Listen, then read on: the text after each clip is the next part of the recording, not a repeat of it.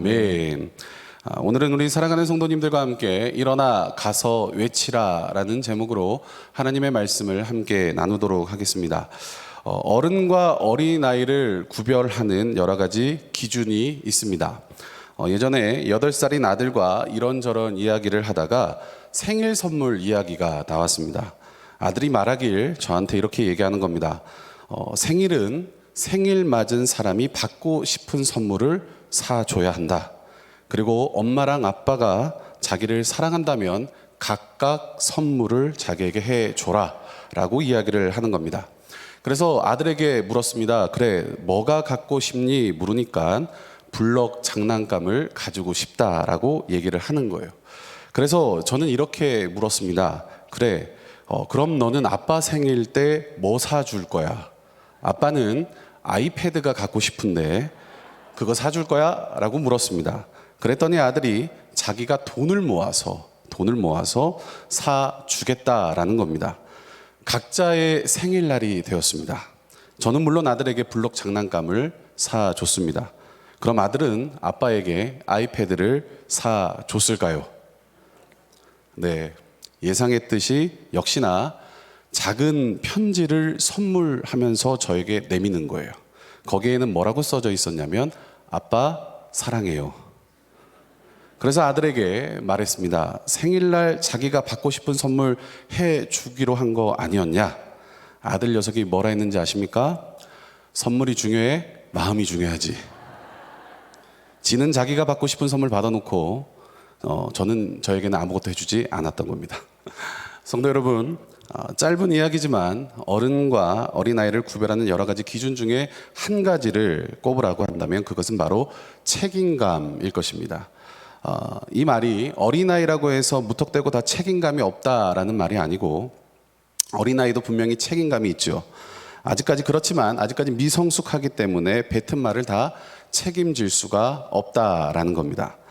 본인이 말을 했는데 나중에 겁이 나서 내가 이 말을 어떻게 주워 담을까 이걸 겁내는 아이들도 있습니다. 하지만 성인들은 그렇지 않죠. 본인이 뱉은 말을 어떻게든 책임질 때 우리는 어른이라고 이야기합니다. 특히 직장에서 월급을 받고 일하는 사람들은 돈값을 지불해야 되지 않겠습니까?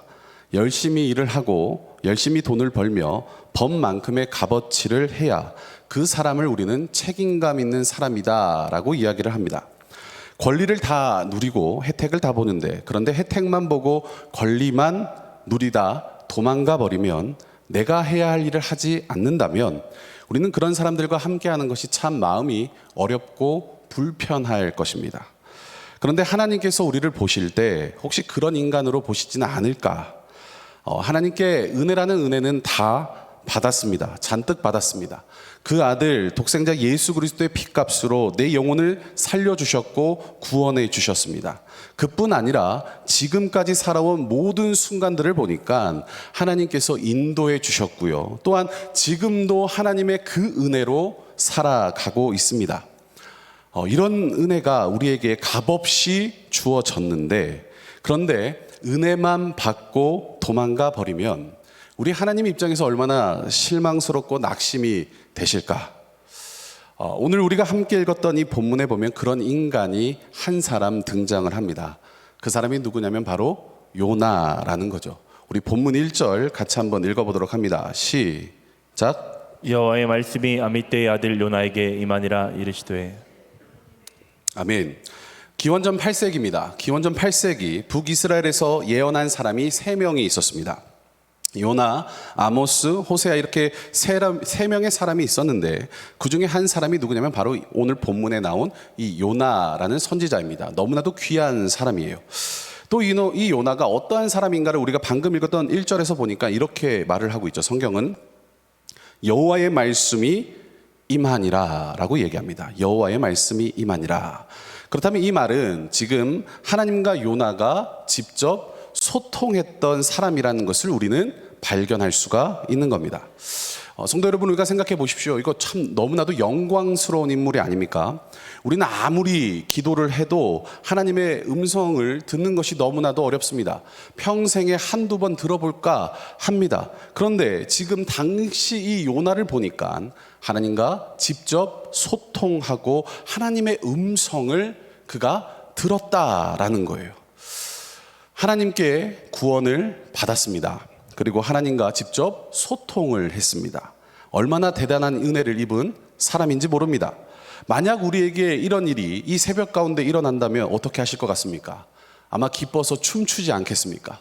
하나님의 음성을 직접 듣는 것만으로도 이 세상 전부를 가진 사람처럼 기뻐하며 행복해 할 것입니다. 그런데 이렇게 놀라운 이 은혜를 받은 이 요나가 하나님께서 말씀을 해 주시는데, 우리 본문 2절을 한번 읽어봅니다. 시작. 너는 일어나 저 큰 성읍 니느웨로 가서 그것을 향하여 외치라. 그 악독이 내 앞에 상달되었음이니라 하시니라. 아멘. 하나님께서 요나에게 말씀해 주십니다. 음성을 직접 들려주시는데 뭐라고 얘기하시냐면 니느웨로 가서 외치라. 니느웨로 가서 외치라. 이 니느웨가 어떤 도시냐면 그 당시 아수르의 수도였습니다. 그 당시 아수르는 북이스라엘의 숙적이었고 강력한 군사력과 경제력을 가지고 있었습니다. 그리고 북이스라엘을 압박하는 되게 껄끄러운 그런 상대였습니다. 그 당시 북이스라엘의 여로보암 2세도 어떻게든 이 아수르와 한번 해보려고 했지만 군사력으로 경제력으로 상대가 되지 않는 거예요. 또 역사적인 자료를 찾아보면 아수르가 이스라엘에 침략해서 했던 만행들이 있는데 너무나도 잔인하게 사람들을 죽였다라는 거죠. 꼬챙이로 사람들을 찔러서 세워뒀다라고 얘기합니다. 그리고 심지어는 그 중에는 임산부도 있었다, 배를 가르기도 했다, 이런 자료들이 있습니다. 너무나도 잔인한 나라였죠.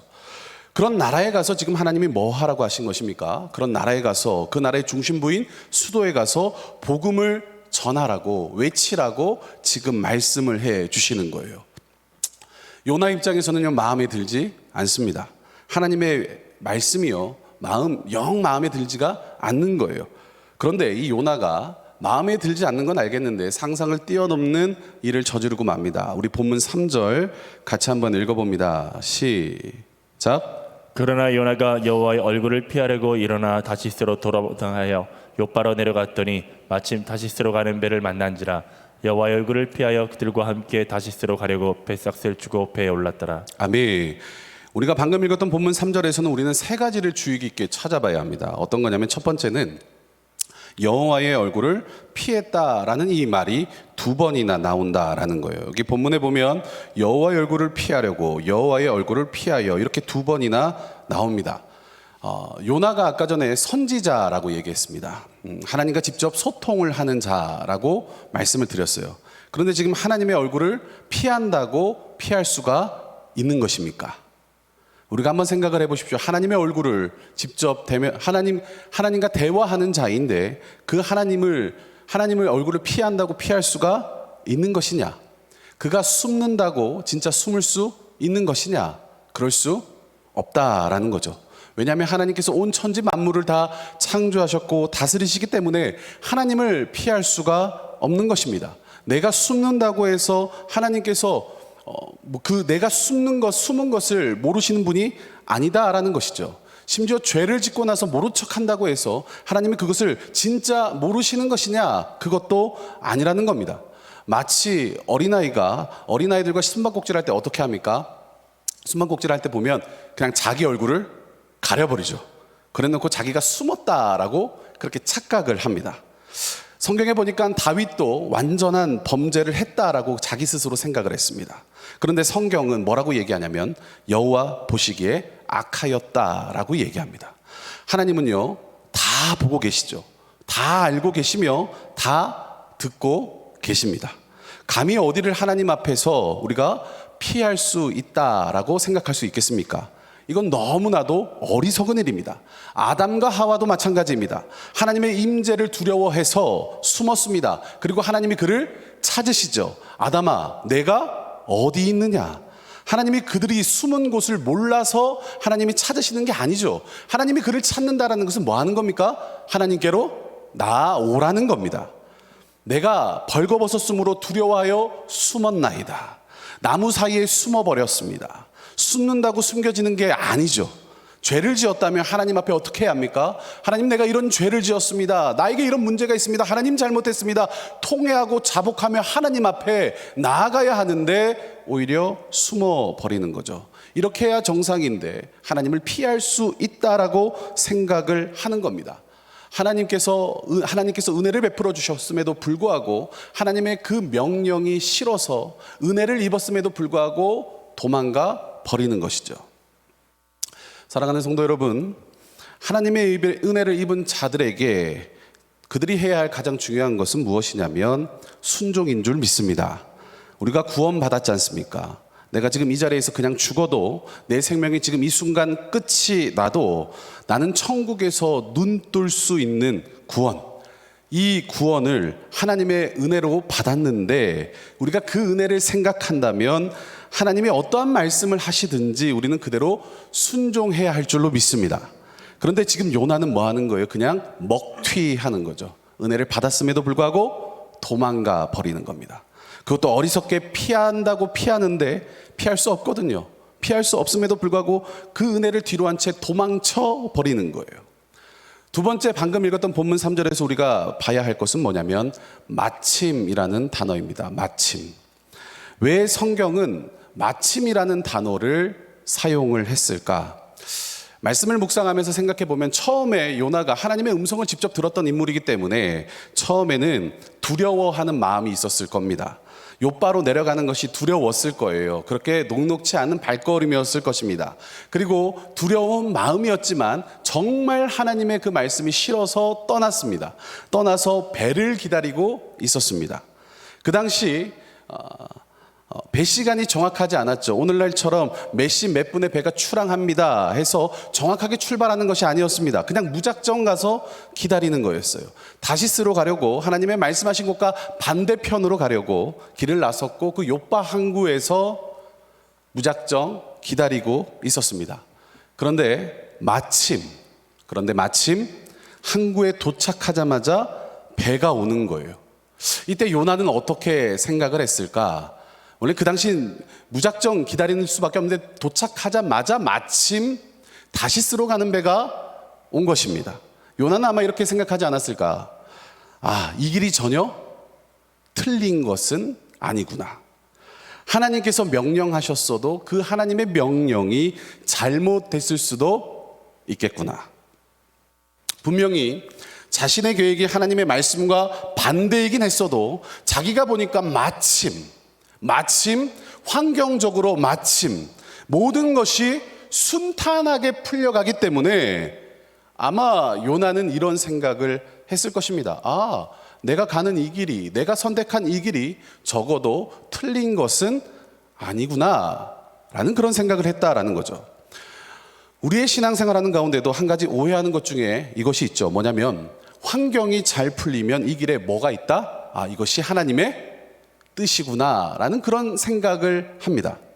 역시 하나님이 인도하셨어, 하나님의 인도하심이야 라고 우리는 생각을 하는 것이죠. 그런데 반대로 무엇인가를 계획했습니다. 그리고 기도로 준비했습니다. 진행을 하는 가운데 환경적으로 일이 잘 풀리지 않습니다. 그때 우리 안에 드는 생각은 어떤 겁니까? 이것은 하나님의 뜻이 아니구나 라는 그런 생각을 할 때가 있습니다. 그러나 사랑하는 성도 여러분, 환경이 잘 풀리면 하나님의 뜻이 거기에 있는 것이고 안 풀리면 하나님의 뜻이 거기에 없는 것이 아니죠. 환경의 풀림과 묶임에 따라 하나님의 뜻의 유무를 판단하는 것은요, 너무나도 잘못되고 위험한 것입니다. 위험한 것인데 의외로 이런 생각을 가지신 분들이 있다라는 거죠. 하나님의 뜻은 기억하십시오. 오직 살아계신 하나님의 말씀만으로 분별하는 줄 믿으시길 바랍니다. 하나님의 말씀이 분별이지 환경으로 분별하는 게 아니라 가장 정확한 건 하나님의 말씀이 지금 뭐라고 하고 있는가가 중요하다라는 것이죠. 다시 본문으로 돌아와서 보면 지금 이런 요나의 모습은요, 정말 위험한 모습입니다. 왜냐? 우리가 지금 이 요나가 하나님의 낯을 피해서, 하나님의 얼굴을 피해서 도망을 가고 있는 거죠. 하나님의 얼굴을 피해 도망을 갑니다. 그럼 생각해 보세요. 그때부터 누가 일을 하는 겁니까? 하나님의 얼굴을 피해서 하나님의 낯을 피해서 작정하고 계획하고 달려가는데, 그렇다면 이제부터 누가 역사하는 겁니까? 사탄이 일을 하는 겁니다. 사탄이 도와주는 것이죠. 일이 잘 되게 합니다. 안 되는 일도 잘 되게 하고요. 꼬였던 일들도 풀어줍니다. 어쩜 그렇게 일이 잘 풀린지 모릅니다.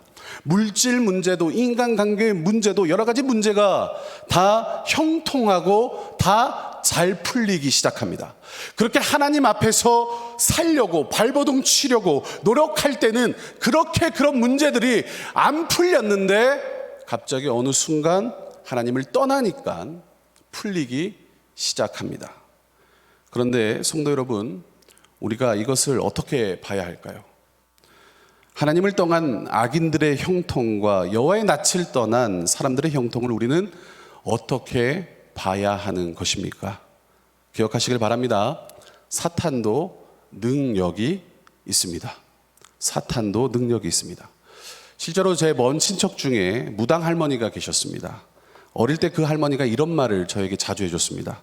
저기 저 사람 주머니에 얼마가 들었는지 보인다는 거예요. 저 지갑에 얼마가 들었는지 보인다는 거예요. 그걸 맞추는 것을 보면서 너무나도 신기했습니다. 사탄도 귀신도 능력이 있는 것이죠. 마침 배가 오게 하는 거예요. 마침 그 타이밍에 배가 오게 한다. 요나는 미련 없이 다시스로 가는 배를 아마 탔을 것입니다. 미련 없죠. 그 타이밍에 정확하게 배가 온다라는 것은 그 당시 너무나도 쉽지 않은 일이었기 때문에 그 환경 그 자체가 배를 타게끔 만든 것이죠. 그리고 거기에 속아 넘어가는 겁니다. 우리가 여기에 속아 넘어가면 그 다음 단계로 넘어가게 되는데, 본문 3절을 우리가 다시 한번 읽어봅니다. 시작. 그러나 요나가 여호와의 얼굴을 피하려고 일어나 다시스로 도망하려 하여 요바로 내려갔더니 마침 다시스로 가는 배를 만난지라 여호와의 얼굴을 피하여 그들과 함께 다시스로 가려고 배삭을 주고 배에 올랐더라. 아멘. 여기 본문에 보면 다시 보면 내려가다라는 말이 나오는데 오늘 이 본문에 보면 2번이나 나옵니다.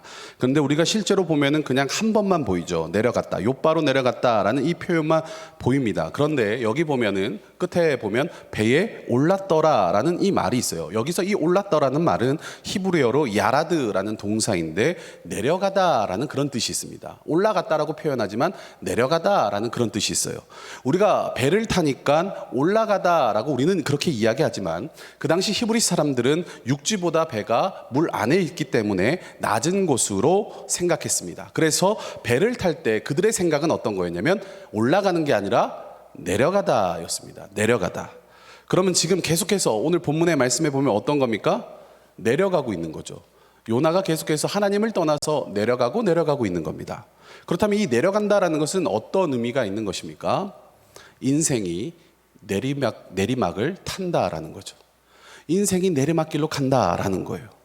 성도 여러분, 우리가 이 말씀을 묵상해 보면 너무 무서운 말씀이 됩니다. 어떤 게 무서우냐면 지금 하나님의 얼굴을 피했습니다. 사탄이 일을 잘 풀려가게 합니다. 사탄이 때마침 그렇게 역사하는 거죠. 그런데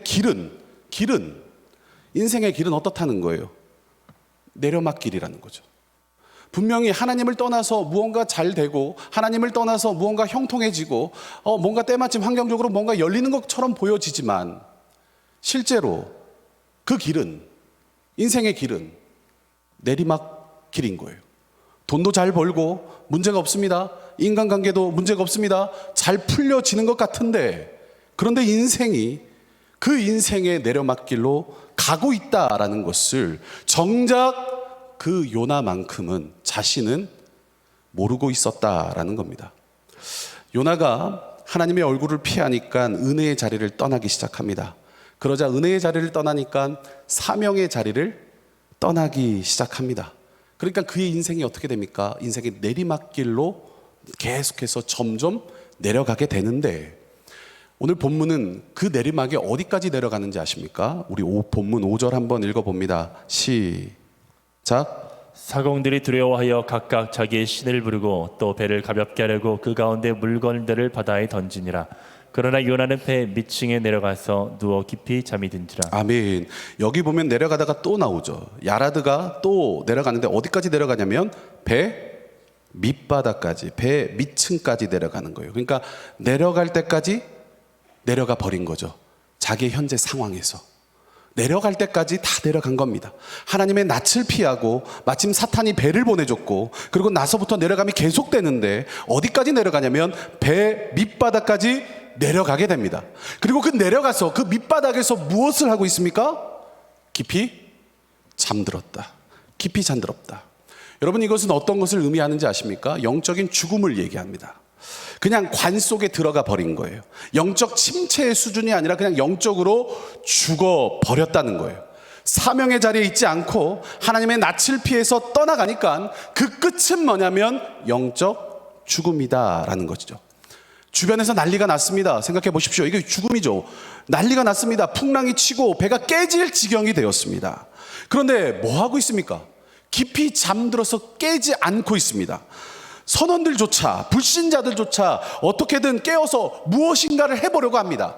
불신자들조차 어떻게든 이 상황 가운데, 이 위기 가운데 벗어나려고 어떻게든 발버둥치고 있습니다. 그런데 요나는 깨지 않습니다. 지금 이 모습이 죽은 자와 똑같지 않습니까? 전혀 움직이지 않고 있는 겁니다. 사랑하는 성도 여러분, 이런 요나의 모습이 저와 여러분 안에도 있지 않습니까? 분명히 은혜 입은 자입니다.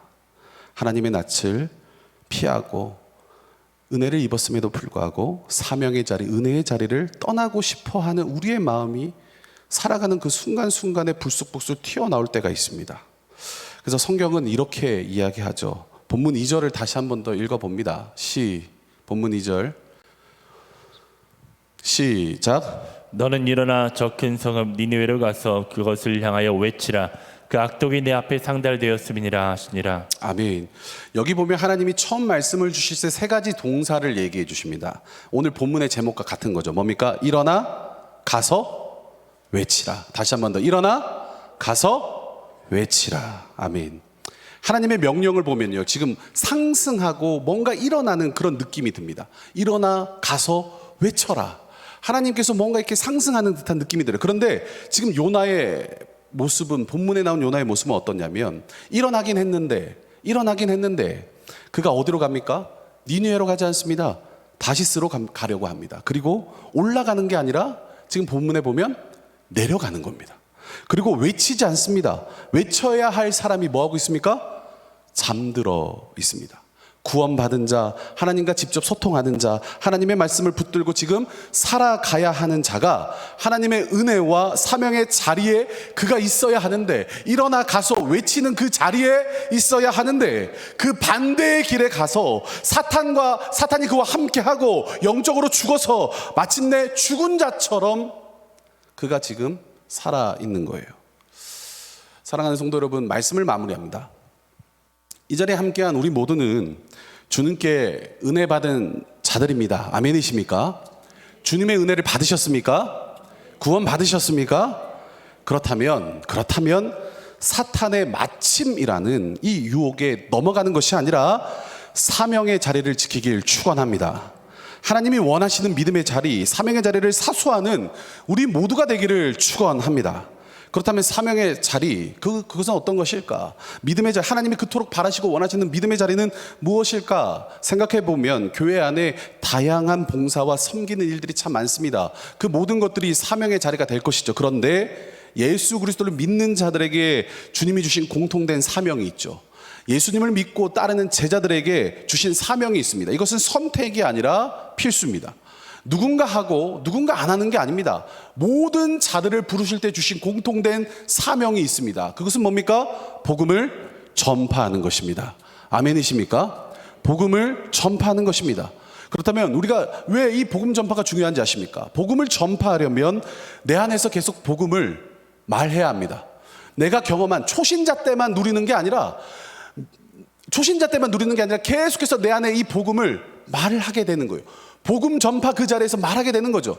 그러니까 내 안에 계신 예수 그리스도를 계속 끄집어내야 하는 거예요. 그렇기 때문에 복음을 전파하는 자리에, 전도하는 자리에 내가 있으면 기억하십시오. 우리는 절대로 영적으로 죽지 않습니다. 오히려 살아나는 줄 믿으시길 바랍니다.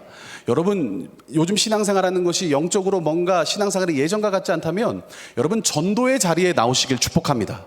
복음을 전하는 자리, 복음을 전하려면 내가 말을 해야 되고 들어야 되기 때문에 나부터 살아나는 줄 믿으시길 바랍니다. 그래서 요즘 우리가 교회에서 복음 전파, 영혼을 구원을 위해서 계속해서 메시지가 나올 것이고 함께 이야기하고 교회에서 태신자 작정을 합니다. 믿지 않는 영혼들을, 죽어가는 영혼들을 살리자는 거예요. 그런데 믿지 않는 영혼, 죽어있는 영혼을 살리기 그 이전에 복음을 전하는 내가 살아나는 것입니다. 복음을 전하고 있는 내가 살아나는 거예요.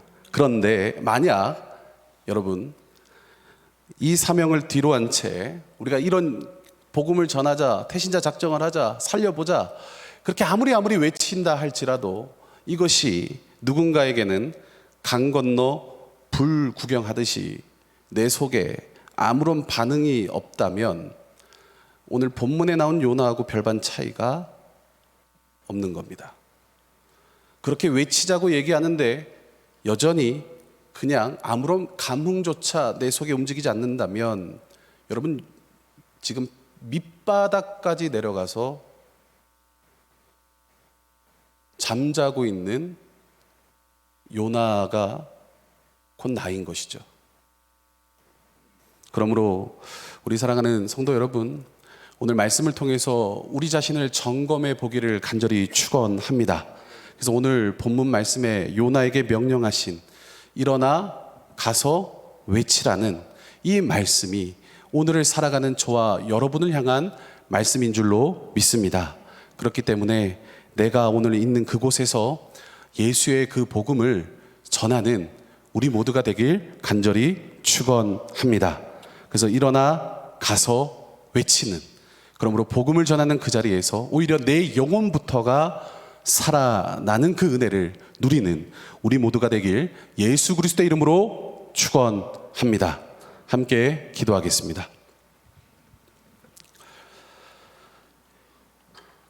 사랑과 은혜가 풍성하신 주님, 오늘 이 요나의 모습 속에서 나의 모습을 보게 됩니다.